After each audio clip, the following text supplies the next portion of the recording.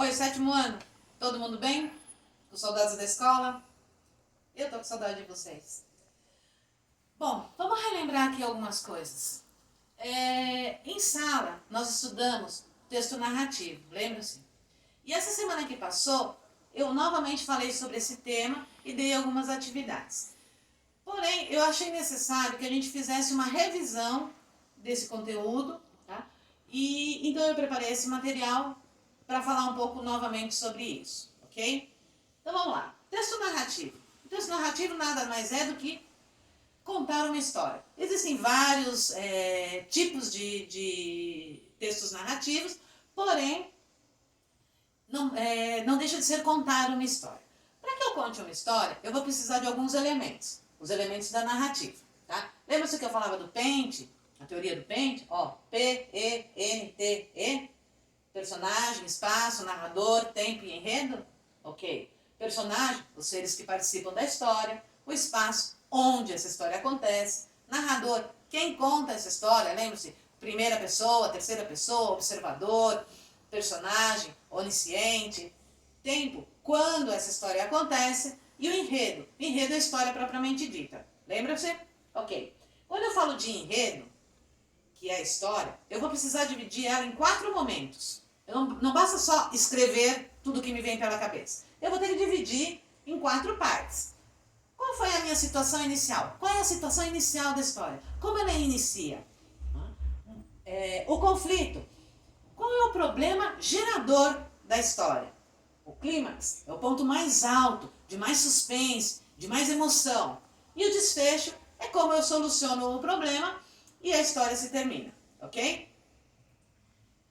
Para que eu faça essa passagem de tempo, né, da situação inicial até o desfecho, eu preciso de algumas expressões ou palavras que me ajudem a expressar essa passagem de tempo. E eu vou chamar isso de marcadores de sequência temporal. Tá? São palavrinhas que nos ajudam a escrever melhor e dar a sequência, a continuidade na história.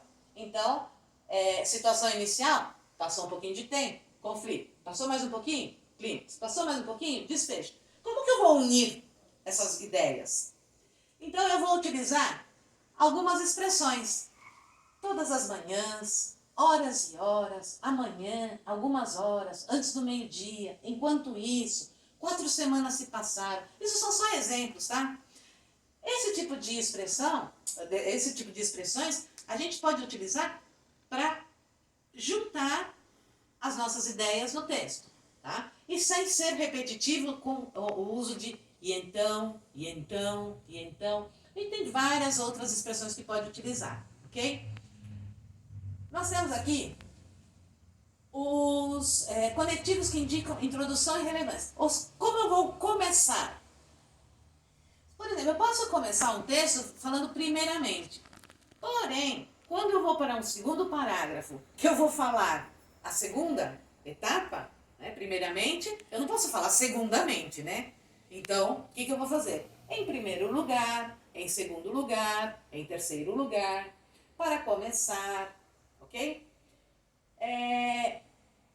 Quando eu dou um conectivo de sequência e continuidade, que eu falei de sequência de tempo, a continuidade do tempo, eu posso utilizar e depois, após isso, logo em seguida, na sequência. Tá? Então, essas palavrinhas vão nos ajudar a dar essa conexão. Ok. E aqui nós temos um mapa mental de um texto narrativo. Quem são os personagens, o espaço, o tipo de narrador, personagem, observador, onisciente, o tempo. E aqui, como eu vou fazer o enredo? Ó, é o encadeamento dos fatos narrados em um texto.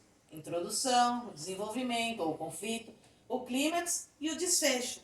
Ok? Então, para que vocês produzam um texto, é necessário que vocês sigam essa estrutura. Tá? Vamos voltar aqui um pouquinho. Seguir essa estrutura e unir cada um desses acontecimentos da sua história com os conectores, tá? Com os marcadores de sequência temporal. Vão ajudar muito a escrever de maneira muito melhor, ok? Beleza. Aqui eu tenho um exemplo, não vou ler o texto agora, mas eu quero que vocês observem as palavrinhas em vermelho que estão em destaque. Era uma vez, um belo dia, de repente, ao chegar, foi então, por fim. Ou seja, marcadores de sequência temporal do início, do meio e do final. Tá? E isso fez com que o texto ficasse mais coeso e mais coerente, ok? Então depois eu vou mandar esse material para vocês vão conseguir ler o texto em casa.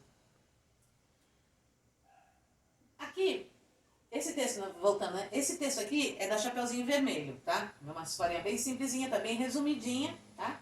E aqui eu separei como que a gente vai fazer a estrutura. Ó, apresentação ou a situação inicial. A mãe pede à filha que vá à casa da vovó saber notícias e levar alguns doces. Qual é o conflito? No meio do caminho, a menina é abordada pelo lobo mau. Até aí não aconteceu nada, ele só chegou, tá? É um conflito. Qual é o clímax? O lobo devora a avó do Chapeuzinho Vermelho e tenta atacá-la também. Aí é o ponto mais alto da história. E como se termina a história? O lobo mau é morto pelo caçador e a Chapeuzinho e a vovó são salvas, ok? Vem que eu consegui dividir em 4 partes a minha história? É assim que eu quero que vocês façam um texto narrativo. Tá. Conclusão. Tudo que eu postei essa semana é relacionado a este tema. Tá? Então, a correção da atividade 1 eu vou mandar no Agenda Edu, o do gabarito. Da 2 também. A terceira atividade, que é a produção de texto de vocês vão publicar no Agenda Edu, tá? E guardar o original para futura correção. Muitos de vocês já fizeram, já entregaram, já olhei, já está tudo certo. Mas alguns ainda não, então eu peço que enviem através da Agenda Edu. Bom, espero vocês na próxima videoaula e bom final de semana!